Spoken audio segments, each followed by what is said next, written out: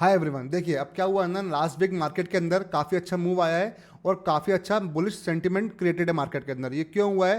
क्योंकि आरबीआई की तरफ से जो गिफ्ट मिला है इकोनॉमी को, जो रेट कट मिला है 50 बेसिस पॉइंट का, उसके कारण काफ़ी अच्छे मार्केट में पॉजिटिव सेंटिमेंट बिल्ड हो चुके हैं। अब देखिए अपन अब सारे इंडेक्सेस को डिस्कस कर लेते हैं कि उसमें वीकली अब क्या मूव आने वाला है, या डेली टाइम फ्रेम पे, या इंटरडे में क्या मूव रहेगा। अपन हर मूव को, हर लेवल्स को डिस्कस कर लेते हैं इंडिविजुअल चार्ट के ऊपर, ठीक है।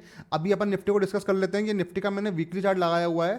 तो आप देखिएगा इस निफ्टी निफ्टी ने जो काफ़ी अच्छी रैली करी है ना, लास्ट के 4 5 6 हफ्तों से काफ़ी अच्छी रैली हुई है। एक पुलबैक आया था, उसके बाद मार्केट पिछले दो या 3 हफ्तों से मार्केट साइडवेज जोन में फंसा हुआ है। ये अपने आप को इस लेवल पे ही होल्ड कर रहा था। देखिए अगर मार्केट में अगर सेलर स्ट्रांग होते तो यहाँ से वो उसको डंप भी करा देते, बट कहीं ना कहीं मार्केट ने जो सेंटिमेंट्स रीड करके, आरबीआई का रेट कट करके अपने आप को जो होल्ड बनाया था, उसके अंदर मार्केट ने काफ़ी अच्छा होल्ड क्रिएट करा हुआ है। अब देखिए मार्केट में क्या है ना, एक फ्रेश मूव आने के चांसेस है और मार्केट में मोस्ट प्रोबेबिलिटी ये हो सकता है कि शायद अपनों को ऑल टाइम हाई भी मार्केट अब जल्दी से जल्दी दिख जाए, ठीक है। क्योंकि इकोनॉमी के लिए काफ़ी अच्छा एक पॉजिटिव सेंटीमेंट क्रिएटेड है मार्केट के अंदर। अपन इसको डेली टाइम फ्रेम पर देख लेते हैं। अब देखिए गाइस, यहाँ पर क्या हो रहा है ना, मार्केट ने इस जगह को काफ़ी अच्छे से कंसोलिडेट करा है और काफ़ी अच्छे से होल्ड करा है, ठीक है।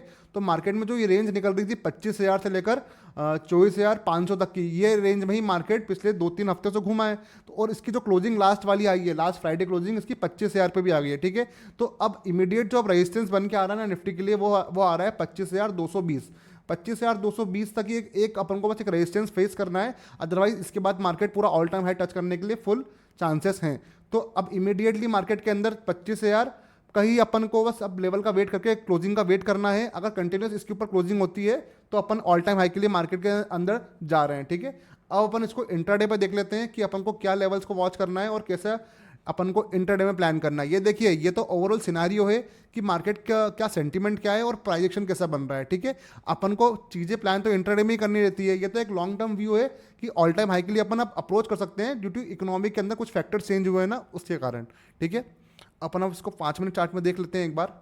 अब देखिए क्या हो रहा है ना, निफ्टी की जो क्लोजिंग आई है ना, ये काफ़ी अपसाइड ही आई है और इसने इस लेवल को सस्टेन किया है, ठीक है। तो अब निफ्टी में जो भी शॉर्ट बनेगा ना अपना, वो सारे शॉर्ट सिर्फ और सिर्फ स्कैल्प मोड पे ही होंगे। क्योंकि जब तक ये वाले जो बुल्स जो बैठे हुए हैं यहाँ पर, इन जब तक ये मार्केट से आउट नहीं होते हैं ना, तब तक अपन सेंटिमेंट एक बिगाड़ भी नहीं सकते हैं। हर हर लेवल पे अपन को एक रिवर्सल का प्लान करना है, और अगर अपन को शॉर्ट प्लान भी करना है तो वो सिर्फ और सिर्फ स्कैल्प मोड में ही करना है, ठीक है। तो अब निफ्टी में कोई इमीडिएट शॉर्ट बनेगा ना अपना, तो वो 24,960 के नीचे ही बनेगा। क्योंकि इसके नीचे ही एक थोड़ा सा सेंटिमेंट थोड़ा सा वैसे होंगे नेगेटिव वाले, बट लेकिन ये स्कैल्प मोड में रहेगा। क्योंकि जब तक निफ्टी इस जोन को क्रॉस नहीं करता है, 24,680 के लेवल को क्रॉस नहीं करता है, जब तक अपन मार्केट के अंदर एक बुलिश स्टैंस बना के ही रखेंगे। क्योंकि देखिए अगर निफ्टी इवेंचुअली इस लेवल तक आता है 24,800 तक, तो यहाँ से उसका एक रिवर्सल का प्लान अच्छे से हो सकता है, ठीक है। तो अपन देख लेते हैं इसको, 24,960 के नीचे अगर निफ्टी आता है तो अपन को इसका फर्स्ट टारगेट 24,900 रखना है, एंड सेकंड टारगेट 24,850। और अगर कंटिन्यूस नीचे जाता है तो 24,800 तक, बस 24,800 तक जैसे ही मार्केट आता है वहाँ से अपन एक रिवर्सल का ही ट्राई करेंगे इसके अंदर। क्योंकि कंटिन्यूस सेल ऑफ के लिए अपन नहीं देख सकते, क्योंकि मार्केट में बुल्स सेंटिमेंट्स काफ़ी अभी एक्टिव है, ठीक है। क्योंकि और प्राइस ने काफ़ी अच्छा होल्ड भी किया है, जो अपने डेली टाइम फ्रेम पे देखा है, ठीक है। और अब निफ्टी में जो भी लॉन्ग बनेगा ना अपना, तो इसका अपन इमीडिएट टारगेट अपन 24,120 रखेंगे, एंड सेकंड टारगेट रखेंगे 24,220। इस जोन पर अपन वेट करेंगे, वेट एंड वॉच कि क्या मार्केट और कंटिन्यूस जा रहा है क्या, कि और वेट कर रहा है।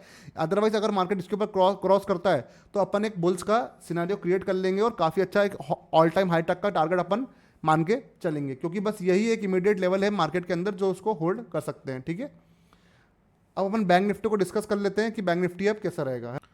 अब देखिए आरबीआई का जो गिफ्ट मिला है ना, उसका सबसे मेन बेनिफिट तो बैंक निफ्टी को ही है। मैं मेरे पिछले कई वीडियोस में, कई लाइव सेशन में आपको हमेशा बोल रहा था कि बैंक निफ्टी की जो स्क्रिप्ट है काफ़ी बुलिश है और बैंकिंग स्टॉक्स काफ़ी अपने आप को होल्ड भी कर रहे थे, और बैंक निफ्टी का इंडेक्स का चार्ट भी अपने आप को उस प्राइस में होल्ड किया था। तो ठीक है, तो कहीं ना कहीं वो इंडिकेट कर रहा था कि मार्केट के अंदर एक काफ़ी अच्छा बुलिश स्टैंस बन रहा है, ठीक है। तो जो बैंक निफ्टी का वीकली चार्ट है, इसमें अपन देख लेते हैं एक बार कि देखिए मार्केट में एक रैली आई, उसके बाद मार्केट ने इस प्राइस पे होल्ड किया, अपने आप को कंसोलिडेट किया।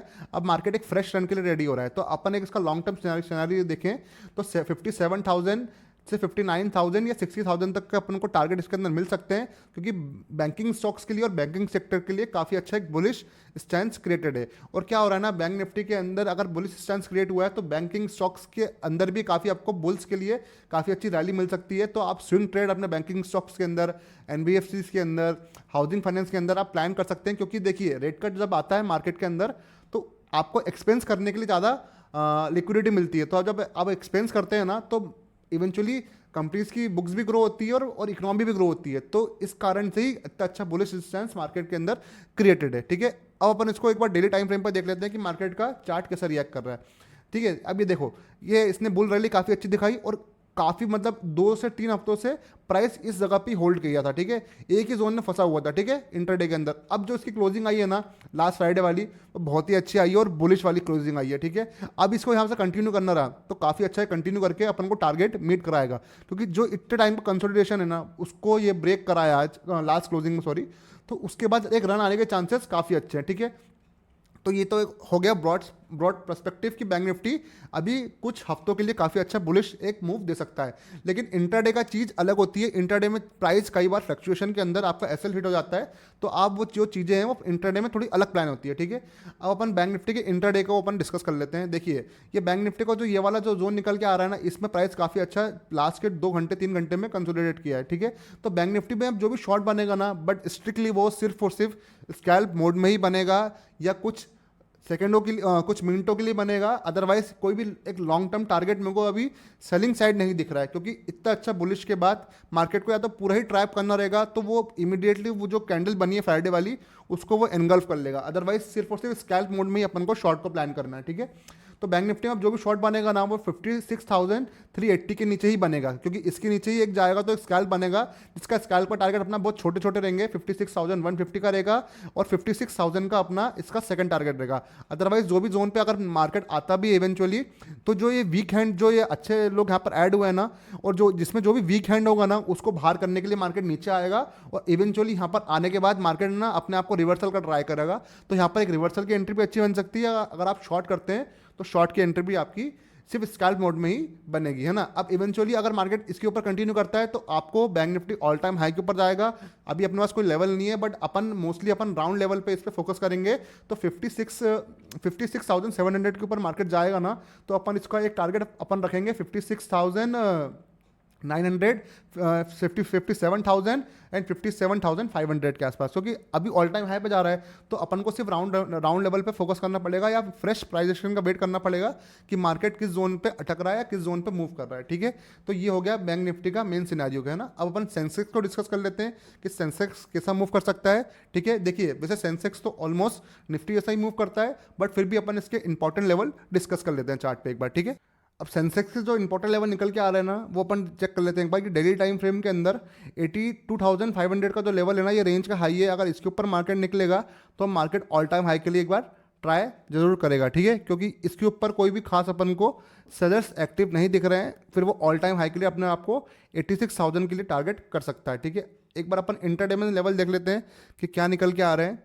देखिए वैसे तो सेंसेक्स और निफ्टी का चार्ट अपन को सेम ही दिख रहा है, बट इसमें जो भी शॉर्ट बनेगा ना वो सिर्फ स्कैल्प मोड में रहेगा, जिसका फर्स्ट टारगेट अपन रखेंगे 81,800 और 81,500 तक। अगर मार्केट इवेंचुअली यहाँ तक आता भी है ना, तो यहाँ से अपन एक सिर्फ और सिर्फ रिवर्सल का ही प्लान करेंगे, क्योंकि कोई भी लॉन्ग टारगेट या होल्डिंग के लिए टारगेट अपन शॉर्ट साइड के लिए क्रिएट नहीं कर सकते, क्योंकि बुलिश स्टेंस काफ़ी अच्छा है और ये जो बुल्स का डोमिनेंस दिख रहा है ना, ये मार्केट के अंदर काफ़ी अच्छा शो भी हो रहा है।